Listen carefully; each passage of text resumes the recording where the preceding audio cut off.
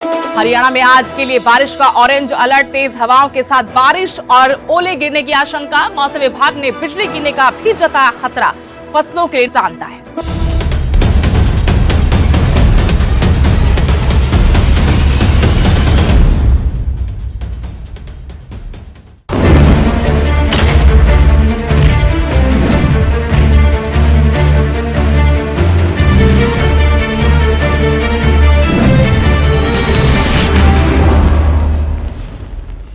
नमस्कार, हरियाणा प्राइम में आपका स्वागत है। आपके साथ मैं सतेश नैन मोर। बुलेटिन की शुरुआत करेंगे आज की अब तक की बड़ी खबर के साथ। भारतीय जनता पार्टी ने अपना चुनावी घोषणा पत्र जारी कर दिया है। संकल्प पत्र जारी कर दिया है बीजेपी ने। संकल्प पत्र की टैगलाइन मोदी की गारंटी। बीजेपी के राष्ट्रीय अध्यक्ष जेपी नड्डा, गृह मंत्री अमित शाह, रक्षा मंत्री राजनाथ सिंह भी इस दौरान मौजूद रहे। प्रधानमंत्री मोदी भी इस वक्त उस दौरान मौजूद रहे। राष्ट्रीय शिक्षा नीति लागू की जाएगी, ये वादे किए हैं जनता से। इस चुनावी रण के लिए 2036 में ओलंपिक की मेजबानी, खेल वीरों के लिए रोजगार की गारंटी और साथ ही ये बड़ा वादा कि हम 3 करोड़ महिलाओं को लखपति दीदी बनाएंगे। एक राष्ट्र एक चुनाव का वादा भी किया है संकल्प पत्र के माध्यम से। गरीब परिवारों के लिए मुफ्त बिजली का वादा। भारतीय जनता पार्टी ने अपने संकल्प पत्र में ये बड़े वादे देश की जनता से किए हैं।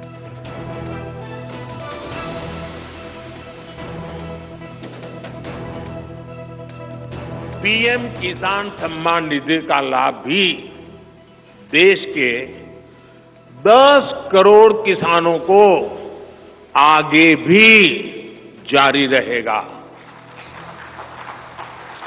सहकारिता से समृद्धि के विजन पर चलते हुए भाजपा राष्ट्रीय सहकारिता नीति लेकर के आएगी और ये एक बहुत बड़े क्रांतिकारी दिशा में हम बढ़ने वाले हैं।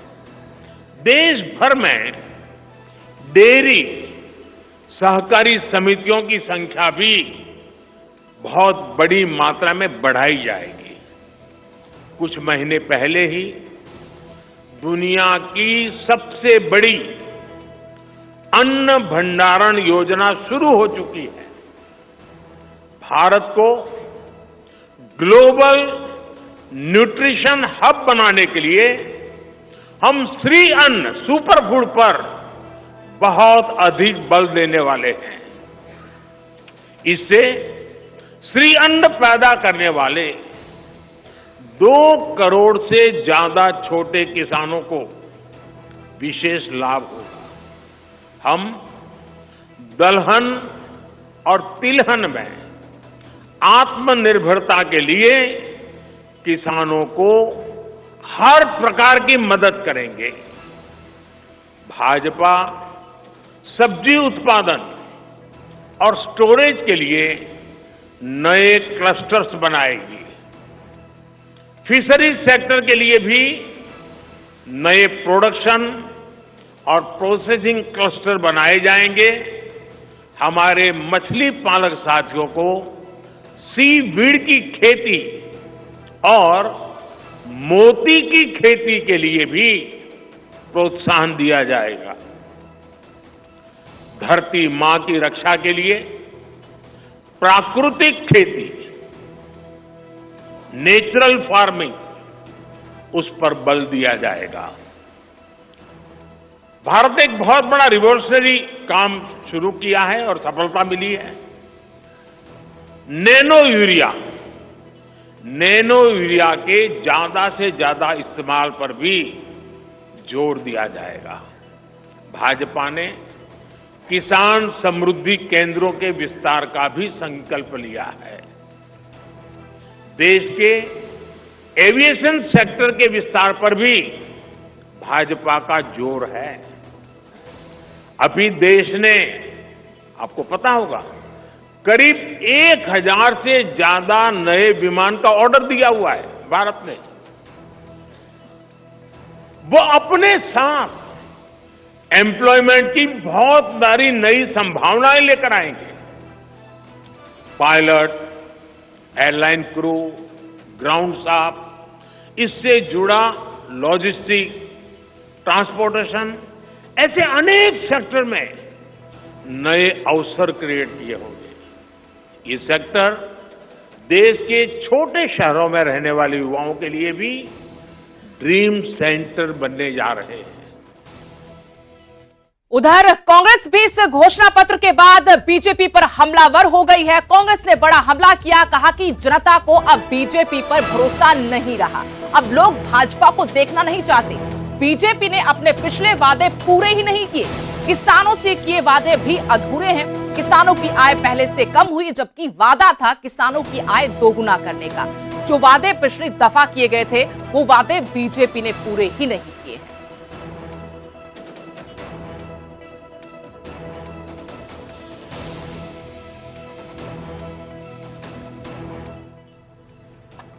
किसानों की आमदनी डबल करूंगा, ये उन्होंने कहा था, वही गारंटी।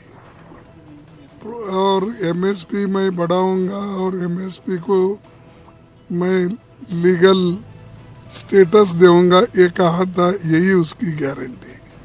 और अपने कार्यकाल में उन्होंने ऐसा कोई बड़ा काम नहीं किया जो सारे देश के जनता को, युवाओं को, किसानों को उससे लाभ हो।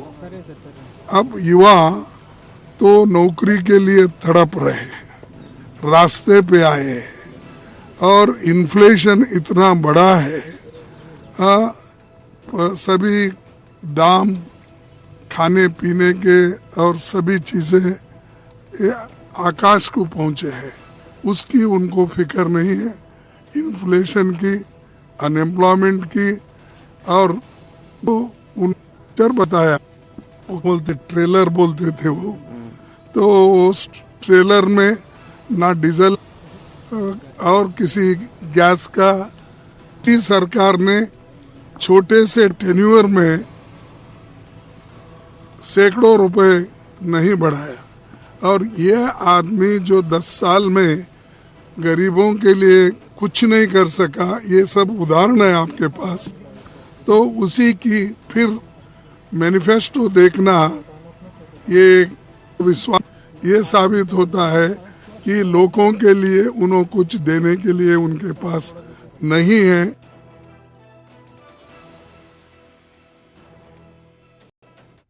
मुंबई से फायरिंग हुई है, बाइक सवार 2 हमलावरों ने गोलियां चलाई हैं सलमान के घर के बाहर। राउंड वारदात के वक्त सलमान खान घर पर ही मौजूद थे। सलमान खान के घर के बाहर इस वारदात कैद हुई है। बाइक सवार हमलावरों ने हेलमेट पहने हुए थे, जिसकी वजह से उचान अभी करने में काफी हो रही है। लेकिन पुलिस इसी सीसीटीवी की मदद से आरोपियों तक पहुंचने की कोशिश में जुटी हुई है। शूटर्स की पहचान करने में पुलिस लगी हुई है। मुंबई क्राइम ब्रांच और एटीएस की टीम इस पूरे मामले की जांच कर रही है। आपको बता दें, गैंगस्टर लॉरेंस बिश्नोई पहले भी सलमान खान को जान से मारने की धमकी दे चुका है। इस गैंग की तरफ से कई बार सलमान खान को जान से मारने की धमकी दी जा चुकी है। और आपको बता दें, एक बार फिर से शक लॉरेंस गैंग पर जा रहा है, क्योंकि इससे पहले कई बार सलमान खान को ये गैंग धमकी दे चुका है।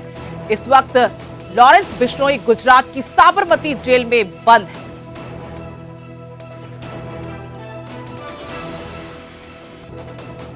बॉलीवुड स्टार सलमान खान के घर आज सुबह तकरीबन 5 बजे गोलीबारी हुई है। और जो सूत्रों से जानकारी मिल रही है कि मुंबई के बांद्रा वेस्ट इलाके में सुबह 5 बजे बाइक सवार 2 लोगों ने गैलेक्सी अपार्टमेंट पर ताबड़तोड़ फायरिंग की है। आपको बताना चाहिए कि जिस समय फायरिंग हो रही थी उस समय सलमान खान अपने पूरे परिवार के साथ के ऊपर, और साफ तौर पर देखिए एफएसएल की टीम, मुंबई पुलिस की टीम बाकायदा जांच कर रही है। ये जांच ऊपर इसलिए हो रही है क्योंकि देखिए, अगर मैं अपने कैमरा राजेश साहब को बोलूंगा तो सुबह ऊपर जो आप देख सकते हैं, एक गोली चली है और पुलिस ने उस मार्ग को सर्कल भी किया है।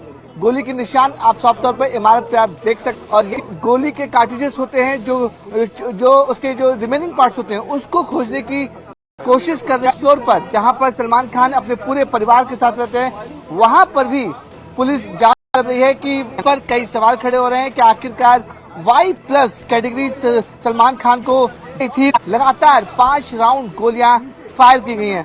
मुंबई पुलिस के साथ साथ अब क्राइम ब्रांच भी इस पूरी जांच में जुट गई है। और साफ तौर पर देख सकते हैं, जो क्राइम ब्रांच की टीम है जो रिमेनिंग पार्ट होते हैं गोली का उसको खोजने की कोशिश कर रहे हैं, क्योंकि फायरिंग सीधे सलमान खान के घर हुई है और परिवार रहता है। जो टारगेट था वो कोई और नहीं बल्कि खुद सलमान खान थे।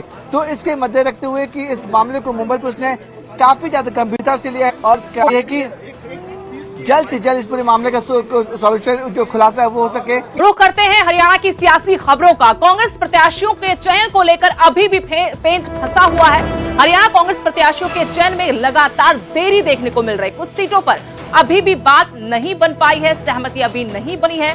पार्टी अध्यक्ष कुछ सी आम नहीं बन पाई है। स्क्रीनिंग कमेटी की बैठक हुई लेकिन इस बैठक में भी बात नहीं बन पाई। जल्द ही केंद्रीय चुनाव की अगली बैठक, कल की बैठक एक और समिति बनाने का फैसला हुआ जो अब इन नामों पर मुहर लगाएगी। जिन नामों पर मंथन हुआ है इन्हीं में से तय हुए हैं। सिर्फ औपचारिक घोषणा करना बाकी है। 6 सीटों पर अभी बात नहीं बन पाई है। आपसी सहमति कांग्रेस के नेताओं में नहीं बन पाई है। सिरसा लोकसभा सीट से माना जा रहा है कि कुमारी सैलजा वहां से पार्टी की उम्मीदवार होंगी। तो उधर रोहतक से दीपेंद्र सिंह हुड्डा, अंबाला से वरुण लाला ऐलान होना बाकी जरूर है, लेकिन माना यह जा रहा है कि तीनों सीटें शहरों की 9 सीटों पर कांग्रेस इस बार चुनाव लड़ेगी। 1 सीट गठबंधन के मांगी। इसमें रणदीप सुरजेवाला, कुमारी सैलजा भी हैं, भूपेंद्र सिंह हुड्डा है लोकसभा सीटों पर। तो सारी सीटों पर चर्चा होगी। अभी कुछ नहीं, दोबारा बैठक होगी 5 से 6 से अभी बाद में है। जो भी अभी कोई डिसीजन सारे नहीं हुए, अभी पेंडिंग है। अभी बाद में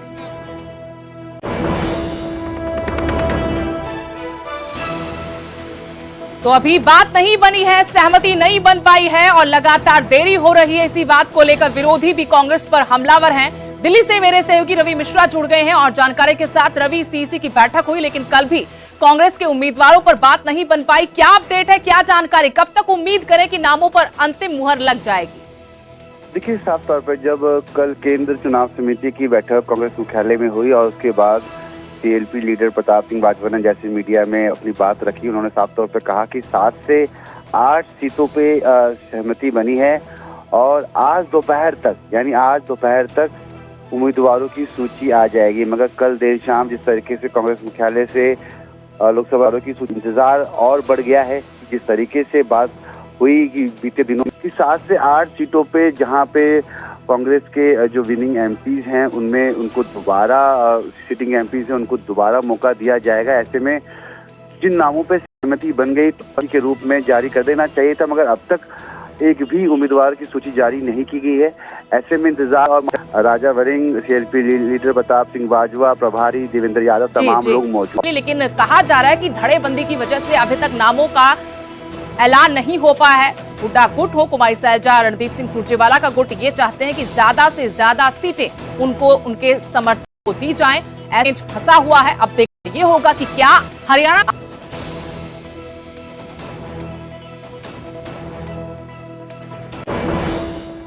बयान दिया है, कहा कि इनका बस चले तो ये हरियाणा के लोगों को सूली पर चढ़वा दी। अनुराग ढांडा पर भी अभय चौटाला ने तंज कसा, कहा देवीलाल ने हरियाणा बनाया है। आपकी पंजाब सरकार ने हरियाणा का पानी रोक रखा है। अनुराग ढांडा ने कहा था जेपी के लिए लटवार किया, कहा कि इनको राजनीति में कितने दिन हुए हैं ये जाकर बताएं। ये पूछे अपनी पंजाब की आप सरकार से कि पानी क्यों रोक रखा है।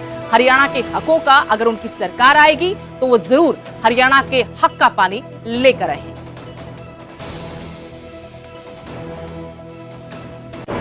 मनोहर लाल खट्टर जब सफर कराएंगे, एक लिमिट रखी थी कि 2 लाख करीब लोग जो है खत्म कर दिया इन्होंने।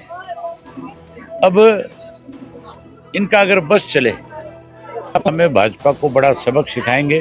अनुराग ढांडा से आप ये पूछो कि आप ये के बाद मुश्किल से मेरे ख्याल पिछले 1 साल से कहीं नहीं आया है ना, ये इस हरियाणा के साथ जीवन रेखा है। वो पानी हम लेकर के आएंगे। अनुराग ढांडा जैसे लोग जो आज